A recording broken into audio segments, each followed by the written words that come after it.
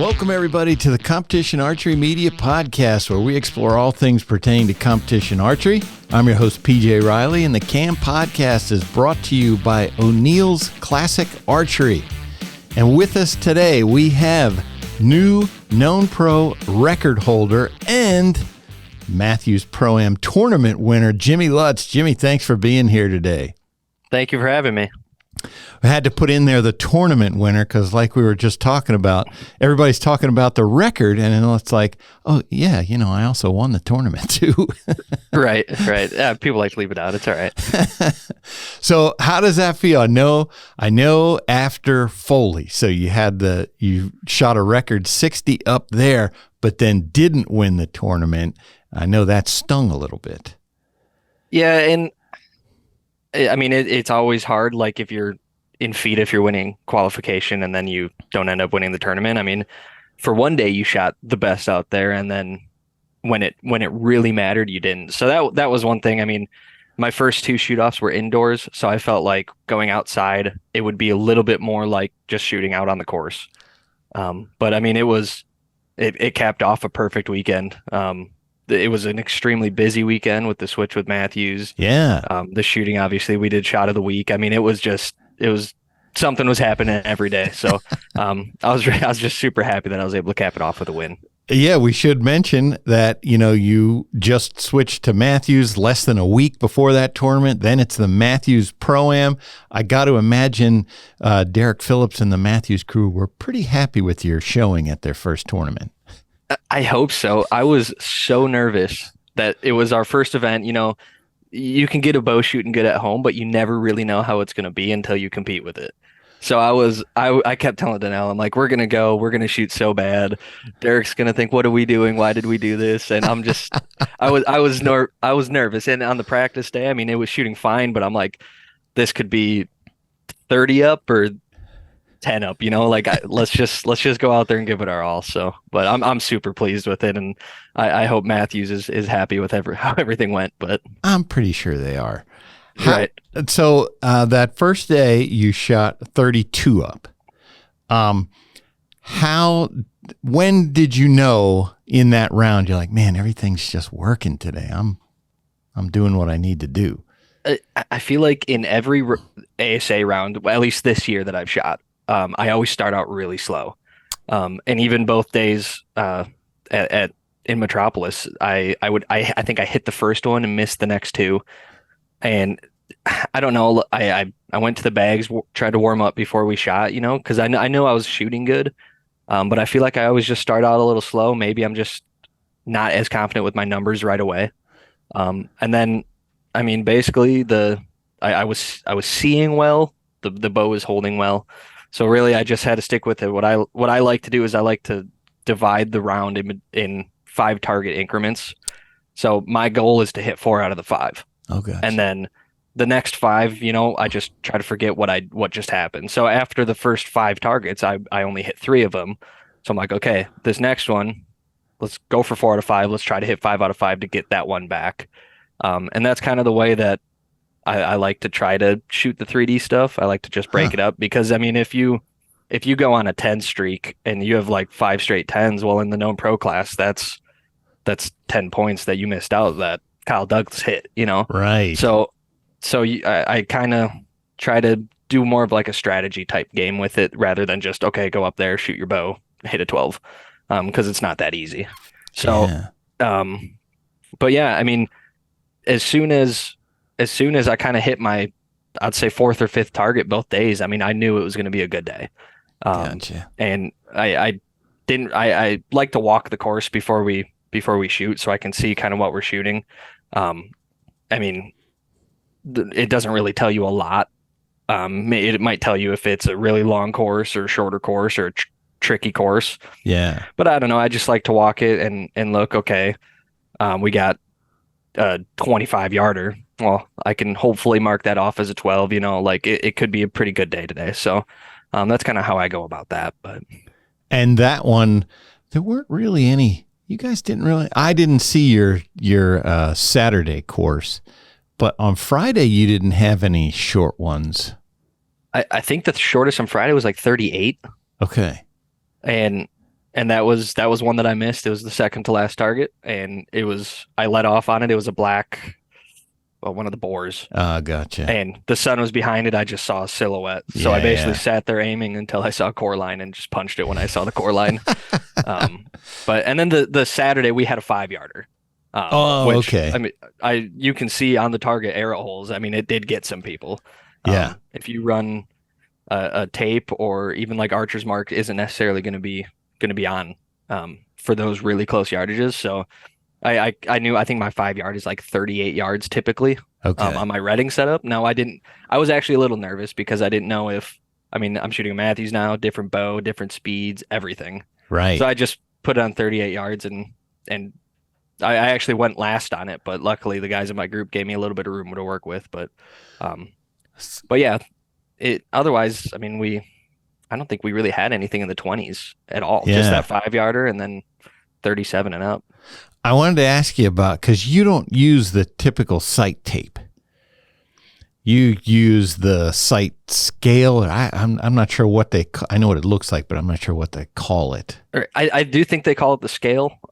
Basically, I get for ASA, I get my 20-yard and my 50-yard mark, and then put it in Archer's Mark, or you can do it in Archer's Advantage too. And that gives me the exact to the click where I need to put my sight. Now, one thing that I like with it is you can go shoot in your other marks. So for ASA, I'll go shoot in my 30, 35, and 40, or whatever marks you want, really. And you can basically make it exact. And one thing that's nice is, I mean, with a sight tape, you can move your indicator. If you go out there and you're just hitting like a yard hot, you can move your indicator. Right. Well, I can essentially do the same thing with my marks. I can just move my marks a little bit. And that'll put me right where I need to be. But it's a lot of people don't like using that system because it's really easy to misset your sight. I've been doing it ever since I really started, so I'm pretty used to it now. And I misset my sight like the first time I ever used it a couple years ago in field. But I don't really have any issues with missetting my sight now. The only thing is it just takes a little bit longer because you need to pull your phone out, or sometimes people print off a sheet with your mark on it. But why do you prefer that to a sight tape? I don't necessarily prefer it. For ASA, I just feel like I'd like to know my exact click. If my rangefinder says 43.7, I don't want to have to try to click to a 0.7 in between two lines on a sight tape. I can just do the math in my head basically and put it on the exact click that it needs to be. Okay, gotcha. Yeah. I want to say I think Paige uses that too. I see her on her phone all the time checking. I think a lot of people for Redding and field and stuff. Because ASA is only 50-yard max or whatever, it's easier to use a sight tape. Right. But when you in field and Redding, when you get out to like 80 yards or something, I mean, a couple clicks can make a big difference there. So some people like to use it on that. So getting back to Metropolis then. All right, so you come to the shoot down and you've said a couple times that in the shoot down you feel nervous. Now you've been World Championships, you've been on those big stages before, but yet ASA final shoot down, you said you get nervous. Yeah.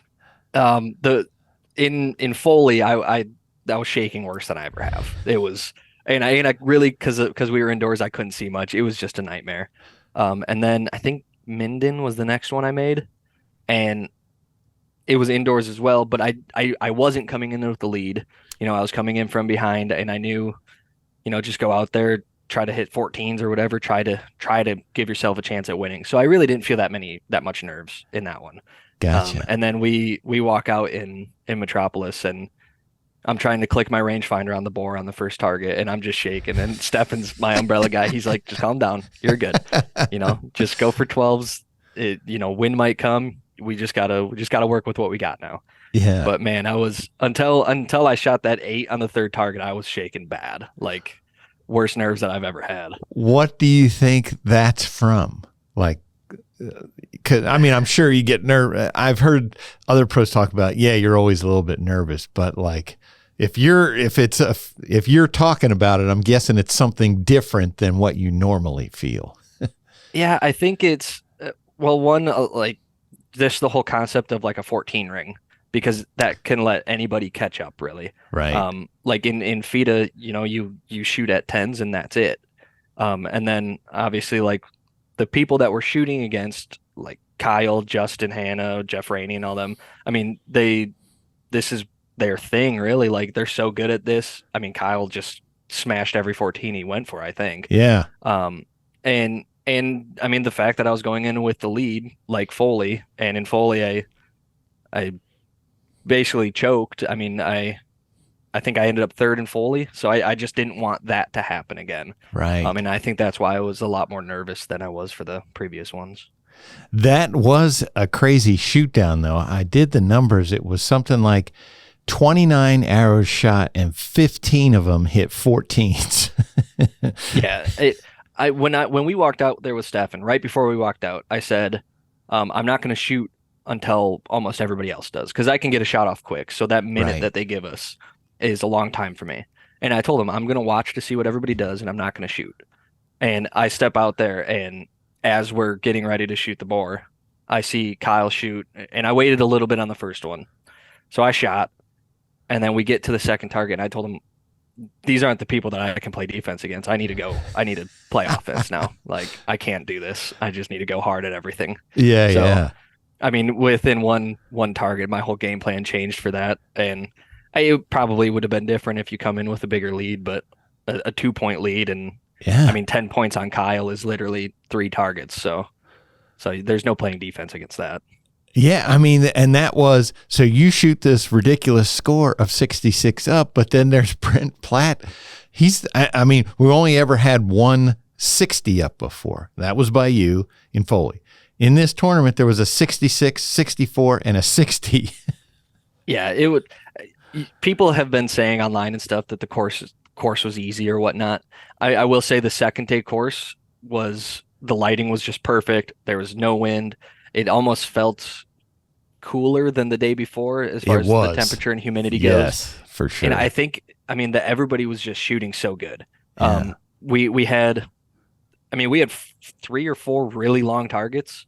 So if you look at like Brent Platt shot 38 up, he hit all 4 of the really long targets. Yeah. And the course itself wasn't necessarily extremely short. It wasn't the hardest course we've ever shot. Right. But it wasn't extremely short. Everybody just shot really, really dang good. And you can go look at scores and see some shooters that shoot really good a lot didn't shoot that great on it. It ended up being a lot of people just had a really good day and had their day. So yeah, I know your first day course, I did see that one, and that was not a gimme. Not the hardest, but it was not easy. Yeah, and then you had to throw in the sun and the weird shadows on the targets that kept moving and stuff like that. The second day, as far as the exterior factors that we don't have control over, was just perfect. It was like a feet a day without wind. It was kind of overcast, so you didn't have those shadows and messing things up there. But so going back to the shoot down, then, I mean, what's going through your mind when you're out there and you're like, man, these guys are just, you're doing what you need to do, but they're not giving you any breathing room. I would think at some point you're like, all right, I could use a little space here. Yeah. And so we got there early and we watched the first shoot off. So like the women's known. Yeah. And Danelle was holding an umbrella for Cassidy. So we got there early and we saw the wind. And I just immediately was like, okay, this is going to be way different than anything else that I've shot for 3D. So I grabbed Danelle's arrows and I went out to the practice range and I got a sight tape for her skinny arrows. And I said, I'm not messing with this. And probably 30 minutes after that, the wind just died. Yeah. So I didn't have to use those. Actually, I went back and looked at my archer's mark that I made a new profile for those arrows, and I think they were like 320 feet per second or something. So I couldn't have shot them anyways. But so the wind died. So my whole kind of game plan switched again there. Yeah. rather than having to just try to play safe and shoot some 12s and stay in the 10 ring, it went to, okay, you have to hit all the rings. Yeah. And then, yeah, I mean, before you go out, you kind of look at the course. You say, okay, this target. I mean, I know the second and fourth target. I'm basically knew going out there that I had to go for 14s on it because everybody else is going to hit it. Right. And then you kind of try to play, okay, what is Kyle going to do on this target? What is Justin going to do on this target? I didn't expect Kyle to go for a 14 on the turkey on his first target. So once he hit that, I knew that it's time to go in full offensive mode. I'm not after what happened in Foley and stuff, I'm not going for second or third. You know, Yeah. I'm gonna win this thing or take fifth. I don't care. So yeah, I mean the amount of times that my game plan changed was more than I would have liked, but it ended up working out. So the 8 you shot, was that the Javelina? Yep. Yeah. Yeah, it was a good shot. I don't want to say the wind picked up or anything. Like I was holding good on it, and I think right before I shot, I just kind of bobbed to the left, and it just went off, and I don't know. I knew it was left right away. I kind of hoped it or thought it would have maybe hung 10 still, but it was pretty far out, so it was just a really bad shot under pressure. And then so that one you're able to just say, forget that one, let's go to the next one. Yeah, and I mean, when you do that, you immediately think, okay, I need a 14. So luckily, the next target was the leopard, and I don't know how far it was, but it was one of the closer ones. Yes. So, and the 14 ring is right in between two spots. Right. So I'm like, okay, I can hit a 14. I'll get those points back. And I think that might have been one that Kyle shot his 10 or something. So I ended up getting the points that I lost back. Right. So then it comes down to the 6th arrow, the last one, and I mean, it was just 14, 14, 14, and then it comes your shot, and I think you had to hit the 14 to win it outright. I don't remember the bonus ring. If I hit the 12, then I would have been tied with Kyle, and we would have had to go to a close to the center, I believe. Right. I think I remember saying 14 was your only way to win it outright. Yeah, and I remember. Right, I mean, kind of when they were bringing our arrows back, I told Steph, and I'm like, I hope they put the Havy at 50. And he's like, why? What are you talking about? That would suck. And then thinking about it after that, I mean, one of those guys are going to hit the 14, so that would make me have to hit that tiny little 14 at 50 yards. So that wouldn't have been fun. But yeah, they picked the boar which had some holes near the 14 anyways. Right. So, and I mean, it was like 40 yards, maybe 39 yards. So it wasn't an extremely hard shot, but it was, I mean, under pressure, anything can happen. A little bobble and you can get 5, you know? And I know, I mean, in the back of my head, when I walked up there after everybody just hit the 14, I'm just thinking, well, you can't play safe. You can't go for a 12. You have to go for the 14. If you don't hit it, I don't even know if I would have made a podium if I would have shot an 8. Right. But I wasn't even thinking about that, you know. All I can think about in that situation is going for the win. Yeah. And my pin, I'm trying to really remember what it looked like. I don't. No kidding. It happened so quick. I know I started low and I just kind of went up, and right when my pin got to those dark spots, I just punched it. But yeah, and I just kind of waited to hear any reaction from the crowd or anything to see if I hit it. I didn't know at all. But, you couldn't, from your perspective, you couldn't see that. It looked good. It looked close, but I didn't know. I mean, it could have been low and kicked up or something like that. Gotcha. I knew it was the right spot when I shot. Right. And then, but the crowd reacted pretty quick. So it was almost instant feedback. So what's that like then? You know, we've said, you know, you won world championships and stuff, and this was one you really wanted, as you said, and shot the record score.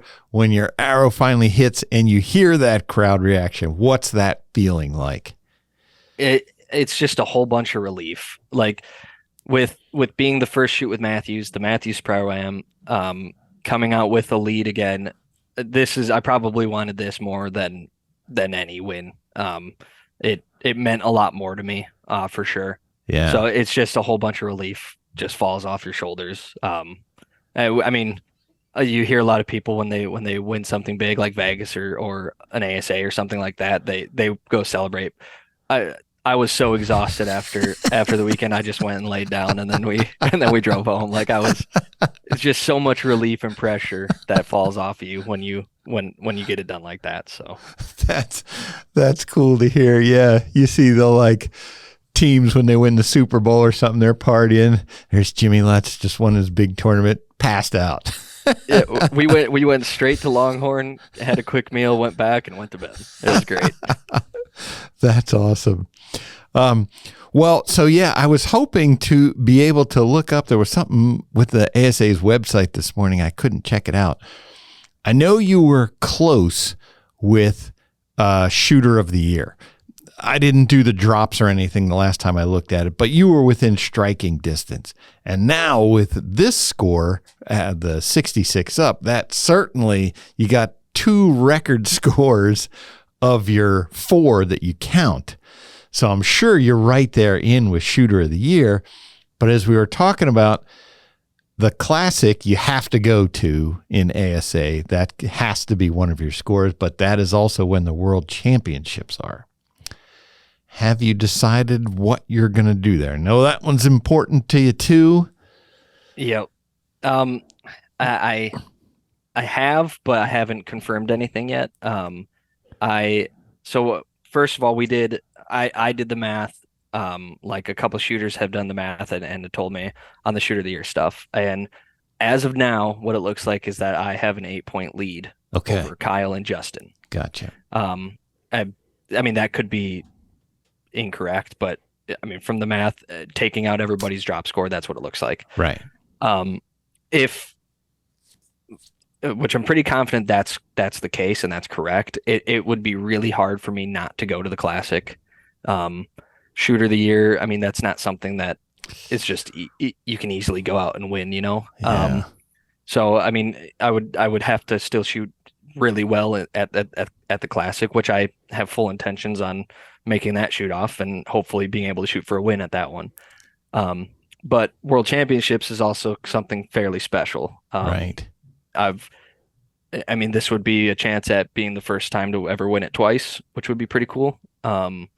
Nobody's ever done that yet. And I mean, it's in Germany, which would be fun, but if I go to World Championships, I would miss the Classic and Buckeye Classic, which is the weekend before. Both. Okay, gotcha. Yep. And I've talked to a couple people, and I was a little worried that there would be some consequences if I were to miss Worlds.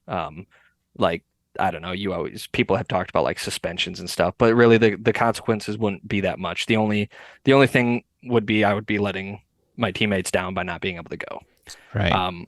Which if I didn't go, Nick Cappers would go, and I know they would be in great hands with him. I mean, the guy's absolutely killing it in FIDA. So yeah. I'd feel better about that. And really it's just going to come down to if which decision I make. I'm leaning towards the Classic, and I'm basically going to have to make a decision probably today. Oh, gotcha. But we just need to figure out a little bit more of the logistics stuff to see exactly what's going to happen. I mean, I already have flights booked and everything for Berlin. Yeah, so, that stuff is what we're going to need to figure out. But I'm leaning towards the Classic. I would rather go to the Classic a lot because my wife Danelle, she wouldn't have to travel the 2 events alone. Right. But I mean, there's just something about having the chance at ASA Shooter of the Year. You know, you don't see a lot of FIDA guys come out to ASAs and have a lot of success. Yeah, so, right. I feel like I'm slowly getting the whole FIDA guy label off of me. And I'm just an archery, a shooter. An archer. Yeah. So I mean, I feel like Shooter of the Year for ASA could open a lot more doors for me as well. And I mean, that's pretty much what I'm going for. So I wouldn't be surprised if you see me at the Classic unless something comes up where it just isn't going to be possible. Yeah. I mean, let's say there's a win at the Classic and Shooter of the Year. I mean, not to mention, that's a pretty good payday from Mathews as well. It definitely would be. And I don't want immediately base everything off of money. Right. I'm not gonna do something wrong because I would get more money for it. So I just want to make sure everything is working out great and is going to be smooth. I know Chris Schaff and Sawyer Sullivan are going to be totally fine with Nick there. And especially, I mean, the only point where I would shoot with Chris and Sawyer is in the team round, and I know Nick is an extremely solid team round shooter. Yeah. So I don't really feel bad about that. Like they're getting a great replacement for me. So yeah. So I mean, it's going to come down to just what's going to be best morally, and I'm starting to feel better about if I do decline Worlds, I'm starting to feel better about that. So yeah, I'm trying to think. The last I can think of a quote unquote FIDA guy would probably be Jesse, and that was before known pros, when all the pros were shooting known 50. But I think everybody since then, well, Perkins, he has some FIDA experience. Yeah. Not there was a longer separation, but yeah, that would be kind of different for someone who people would say, oh, he shoots FIDA to get an ASA Shooter of the Year. Perkins is a little bit different too, because I don't think he was labeled as a FIDA guy. I mean, no, he wasn't. Vegas. Right. He's just one of the great shooters, and that's where I want to be. I want to be up in that realm of people, I don't want to just be the FIDA guy. I would imagine this would be one on your checklist, probably like with Reading, Vegas, the other big tournaments. Yep. Yeah. And that, I mean, well, you tell me, you're in with those guys. From the outside, I mean, to me, I think known pro shooter of the year, man, that's a title. You're not to take anything away from the others, but the competition there is so ridiculous that I got to imagine that's one that you definitely hang on the mantle. Yeah, 100%. And I mean, with like World Championships, you have some of the best shooters in the world there too. Yeah. But there's something about, because 3D is so big in the States, I mean, it's almost equivalent to World Championships for me, as far as if I were to win that. And if you look at the people who have won Shooter of the Year in the past, Robert Householder, Kyle, I mean, those guys are always competing for the top of that. So I mean, it would be a huge deal for me if I could get that done. And just shoot well at the Classic. That would be huge. That's a good point. Here in the States, a world championship, I don't know that as many people would pay attention to that as a 3D title like Shooter of the Year. Yeah. When I won Worlds in 2019, at home, everything was great. Like people knew it. Yeah. But it was kind of just like hey, yeah, nice job. Like, congrats. Right. But I feel like Shooter of the Year in the States is just so much bigger, go, when I see Kyle out of 3D, I'm like, man, I'm going to have to shoot good to beat that guy. And I want him to think the exact same thing about me. Right. And if you could win Shooter of the Year, that just shows that you've been extremely consistent and extremely competitive that whole year. Right. That's the thing. I mean, one little slip and those guys they're going to be all over you. Yeah. I had an issue in Fort Benning with my sight, and I think I don't exactly know what it was. I think it was 24 up or something that I finished. Yeah. And I shot 20 up the first day or something. So I mean, that one right after that, I'm like, okay, well, Shooter of the Year is out of the picture, So I had to put together some extremely good events just to be able to compete. And if you looked at the drop scores, like Kyle Douglas is dropping a 40 up score. I'm dropping a 24 or 26 or something. But my other ones are very good. And but that just shows you one event and you're scrambling to try to compete for it. Yeah, that's the competition there is crazy. And with you and Kyle fighting for it, I mean, there's got to be some kind of T-shirt for the two of you, making punching cool again or something like that. The two top guys. I think it's cool again for sure. A- After what punchers have done the last couple years, I think it's cool again. I just think people are afraid to say it. Yeah, so it's funny, I see the chatter and you're not supposed to talk about punching. No, punching's bad, bad, bad. But talk about, obviously you and Kyle have gotten past that. It's not bad. So how is it? Where does the problem come in? You know how to do it at the highest level. Where does the problem come in that we all say it's a bad thing to do? And I don't know the exact answer to that. I think a problem could be with coaching. Somebody that doesn't necessarily understand either punching or how the brain works when you punch and trying to coach it. I think that could be a problem. Yeah. I was I was shooting yesterday and Stefan Hansen texted me and he said, "Hey, I just tried punching." And I just go, "Okay, how'd it go?" And he's like, "I don't get it. I freeze up under the 10. I don't understand how you do it." And that he's trying to with that. Sorry, Stefan, I'm going to use you as an example, but he's trying to base the whole shot off of just his punching. But you still need to do everything else. I mean, all you're doing is substituting a thumb for a hinge. Yeah. I'm still aiming, pulling, pushing, and then I just pop it off when I want to. Right. But I feel like a lot of people, they rely so heavily on, okay, I'm going to punch this, and they forget about everything else. Okay. Gotcha. But I like messing with like some of the hinge guys and stuff. Like I'll comment on people's Facebook posts and, well, you should have punched that one or something like that. I like Joel Turner, Bodie Turner, but I like commenting on some of Joel's coaching stuff and be like, yeah, I should have been punching though. But no, well, it's to that point, one thing that Joel does say is he talks about the surprise shot, and where he's like, no, a surprise shot. Why would you ever want a surprise shot? No, you want it to go. He's all about controlling the shot.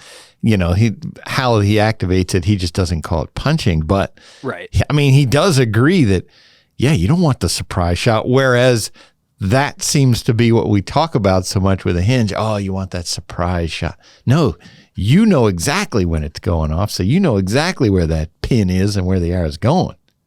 And at some point, everything just becomes subconscious. Like in the shoot off on the sixth arrow, I had no clue that I just punched that off. But if you look at the video, my thumb completely just wraps and gone. Yeah. And I had no clue. I mean, that's a surprise shot for me. No but kidding. It's just because I'm focusing on the other parts of the shot when people that are trying to punch are just focusing on the punching. That's where I can see people have a lot of issues with it. So I have to admit, yesterday I took out the thumb button and I was playing with that. And to your point, yes, that is exactly what I was focusing on. I was thinking about the trigger the whole time as opposed to keeping them in there. If I ever have a day where it's just not flowing, my thumb just isn't flowing, something feels weird, I'll focus on like one of these fingers on my release and I'll focus on the pressure there. Huh. And then my thumb it'll just go off and it's like, oh, okay, I didn't try to punch that, it just happened. Yeah. And you can focus on anything. You can focus on your front hand. Just say, okay, I'm going to stare at my pin my target while I'm aiming and focus on my target. And then everything will kind of just work itself out. It's not very, very rarely am I sitting there thinking about, okay, punch it now. Right. It just happens. It happens. I think you told me that you picked that up from shooting sporting clays and skeet and stuff like shotgunning. Yeah, and my dad, we used to shoot trap, and I mean, when you're shooting trap, you don't have that time to just sit there and aim. It's just you follow the bird and you shoot. And that's kind of how I picture it. Now our targets aren't moving, right? So it's a lot easier to get on the target and shoot. But it's the same. Like I remember talking to Perkins about it on Saturday Metropolis, and we were talking to about people with release triggers in trap, and that's when you're aiming, you pull the trigger, and it just goes off like at a random time, basically. And I mean, something like that would freak me out because then I have to focus on pulling the trigger, and it's not going off. Gotcha. But when you're shooting trap, and I mean, I'm sure there's target panic or whatever in trap. but you don't typically see it probably because of the movement, because their mind is focusing on following the bird rather than pulling the trigger. There's a release trigger on a shotgun? That sounds... It's scary. That sounds bad for me. I could think what I would do with that. Yeah, it's terrifying. Yeah, I would not recommend it. Oh, man. Well, so yeah, I see you got your punchy hat on there. Tell us about that. I forget, it was a relative of yours that made that? One of our family friends, she's actually really good friends with Danelle. I think her son does something with horses. I think I don't know exactly what you call it, but he like scrapes the stuff out of the horse's hooves and stuff. But he's kind of like a cowboy rodeo guy. And so he got this hat because she was asking for it. It says punchy on it. I think it's a rodeo term. I'm not a big rodeo guy, so I don't know. But yeah, Michelle got me the hat, and I've been wearing it as much as I can, but just to represent. So in going back to the switch to Mathews there, what bow were you shooting this weekend? I know I remember. TRX 38 G2. It was the 38. Okay. Yep. And what about that bow? Why do you like that one? Obviously, you have other choices. That one is the one you went with. Yep. So before in like 2019, when I shot for Mathews for that 1 year, I shot the G2, or not the G2. I shot the 38, right? Just the first version of it. Yeah. And I knew I liked that platform. I shot the 40 indoors in the 2020 indoor season, and I like that, so I'll probably shoot a 40 this year again. Okay. But I knew for the outdoor stuff that the 38 worked really well for me. So that's the bow I ordered. I didn't really want to bother trying the 40, and giving me options. I wanted to stick with one because I knew switching I would have to get used to something, and if I keep going back and forth between them trying to figure out what one's better, I'm not going to get used to it. And Danelle, she's shooting the 36. She's got a tiny short draw length, like 24.5 inches. Wow. So yeah, it's a nightmare, but trying to fit stuff for her. But yeah, so she's shooting the 36. She's loving it. I mean, she's shooting great. Yeah. And pretty easy transition for the both of us. I was kind of worried about her because it's such a different platform than what she shot. Right. But I mean, it shows you just the natural talent that she has when we're shooting at home, and she's shooting like she used to, just pounding. So yeah, and she shot really good in Metropolis, but her release broke.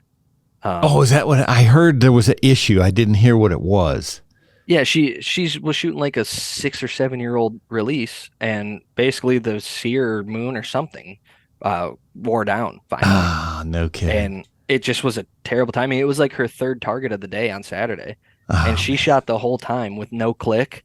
And it just, she would just basically aim and then yeah, it was crazy. But she shot way better than I expected with that going on. Yeah. If you're used to that click, that's a big. Yeah. But she was in like third or something after the first day behind Paige by like 2 or 4 points or something. Like she was shooting great. And I wouldn't be surprised if she shoots extremely well at the Classic. Just she loves 3D, and we've both been putting a lot more time into 3D as well. So that was what I wanted to ask you about next. So the two of you, typically shot the FIDA stuff. This is your first full year shooting 3D. Give me the pluses, the minuses, what you've seen, what you like about it. If you like it better than FIDA, or not necessarily better, but give me your take now that we're almost through the season on your first season shooting 3D full time. So I don't want to say I like it a lot better than FIDA or something, because they're two totally different things. Mm-hmm. I'll always have a love for FIDA. I love shooting in the wind. But it's kind of, well, I used to go to some 3Ds, some ASAs, and I would use it as just kind of a break from FIDA. Right. And then I can just go recharge, shoot less arrows and have fun. But now I kind of see it as almost equal with FIDA, where, okay, I can compete here. Let's go out and try to win. It's just adding more events to my schedule that I feel like I can be extremely competitive at. ASAs, there's a whole different feel when you go to an ASA. It's more, I don't know if family friendly would be the right way to put it, but it's just a fun, great time to be there. It's not extremely serious. Everybody's competitive, but Right. only for those 2 hours when you're shooting. FIDA's great, but there's a lot that goes into it. There's a lot of politics with FIDA. There's always something happening with FIDA that, you kind of I like to just go there and shoot and not get involved in too much stuff. Right. And that's what you do at an ASA. You go there, you shoot, you talk to people. It's a lot more relaxed of a setting there. And I just like the whole idea of everything changes. Every target you go to is different, every yardage. And 20 arrows a day is great to me. So how about Danelle? Because I know, women's known pro, that's a new class this year. I know Paige was working hard to get folks out there. I'm sure she's glad to have Danelle out there. How does she feel about shooting 3D like that? She loves it. I guess they do have some 3D in South Africa, but I think it's probably just like IBO stuff. Right. But she wasn't really involved with it. But she loves it. She shoots a lot at home. She's one of the people that really practices a lot. She'll go out there and shoot 200 arrows a day. Yeah. Which it's kind of frustrating when she shoots with me when we shoot 3D, because I'll just go shoot the full course and be like, okay, done, done for the day. I'm gonna go fishing. And she'll go shoot it 4 or 5 times. She'll flip the targets, shoot the uppers, shoot the lowers, and she's just really working at it. Which, I mean, I love to see it. It's a lot better for her than just standing there in one spot shooting at a target. But Paige has really put a fire in her. Nice. I mean, Paige has won. I think she won all 5 this year. Yep. And Danelle, I mean, you can just see it in Danelle's eyes. She is trying to work as hard as she can to dethrone Paige. Yeah. And I mean, we're really good friends with Paige. I hope she wins everything, but I hope Danelle beats her at everything too. So, I mean, I really think Danelle, now that she got her release issue figured out, and I the way she's shooting this bow right now for 3D is really good. So I wish we had a lot more 3Ds this year, but we only have the Classic left. But I don't know. There's something about, like you mentioned, the 3D. That's where I've noticed that the two can coexist. You can be friends with that person, but I mean, when you're competing, yeah, you want to kill them, but at the same time, you're still friends. And if they win, okay, they win. But you know, that to me is different. I haven't seen that other places. It's usually like, I can't talk to that person. I want to beat them. Yeah. In FIDA, like the qualifying day is kind of like an ASA. Everybody's just relaxed. You're shooting, you're hanging out, talking, having laughs and stuff. But then you get in matches, and some people get a little weird. Most of us are like still making jokes and talking. And then when you're competing against somebody, if you shoot a couple 9s or something, people get so upset at themselves that sometimes shooting matches, it's just not that fun, Right. And I mean, you see at ASA, if somebody just starts shooting 8s or something like that, it's going to be the same thing. But with how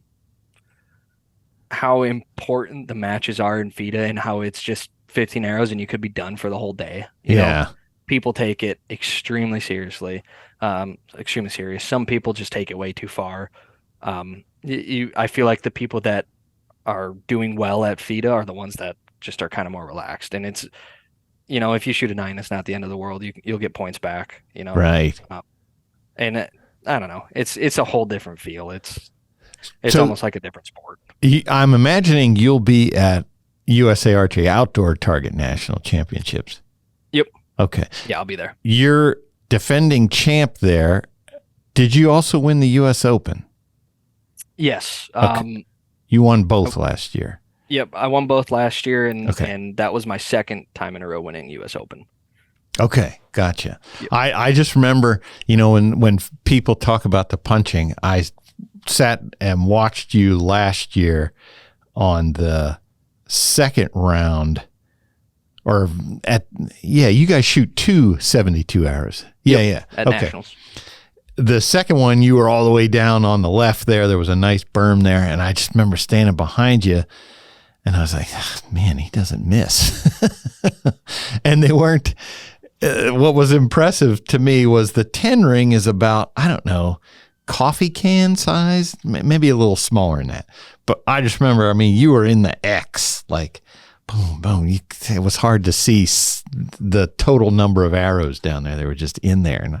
And that's when it hit me where Tim Gillingham would say, when one of the punchers is on, man, they are darn hard to beat. Mm-hmm. I was thinking, what can you do about that? The guy just keeps pounding, banging arrows, breaking knocks. Not much you can do. Right.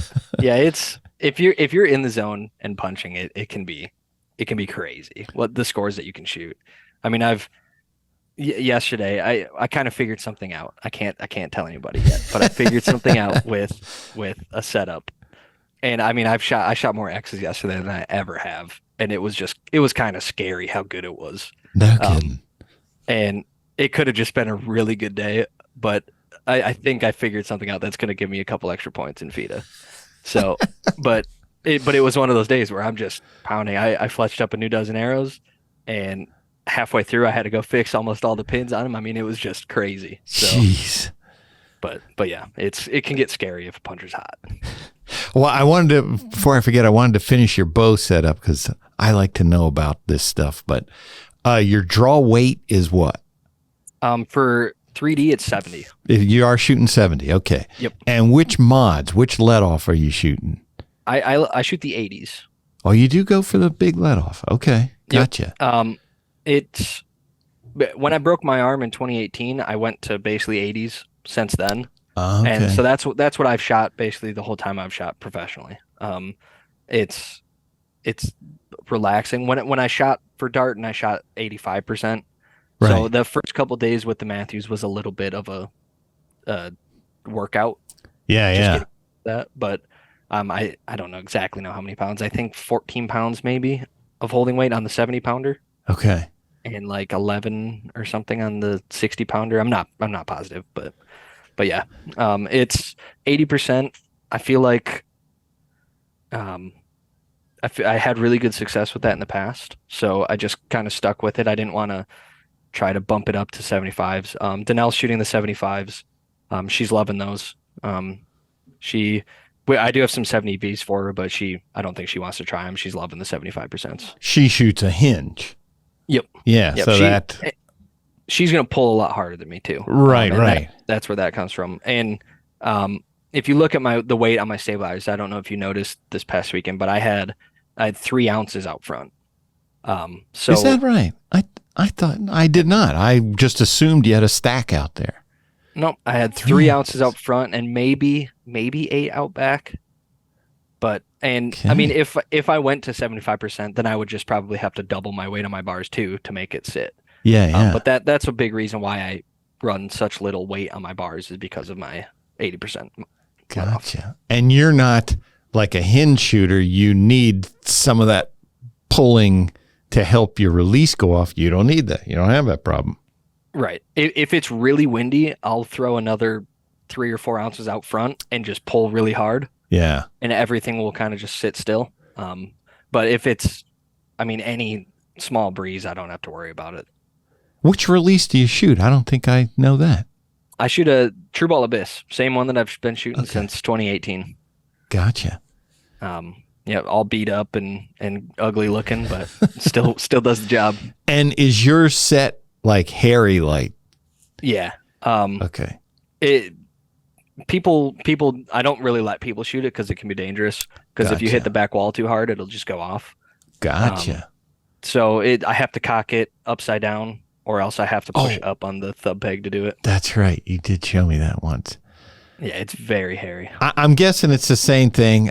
Kyle Douglas explained one time. He's like, when his brain tells him it's time, he doesn't want there to be any delay. He wants that thing going. Yep. Yeah, if I had a heavy release and got under pressure, you would see my thumb come around and hit it, and it wouldn't go off. Yeah. And I'd probably derail the bow or something. It would be a nightmare. So it needs to be as light as it possibly can go. Yeah. Oh, man. All right, folks, that is another episode of the Competition Archery Media Podcast. Jimmy Lutz, congrats on your big success there last weekend, and thanks for joining us today. Thank you guys for having me. That was fun. All right, folks, Competition Archery Media Podcast, you can find on all the platforms where you find your favorite podcasts. Thanks for joining us today.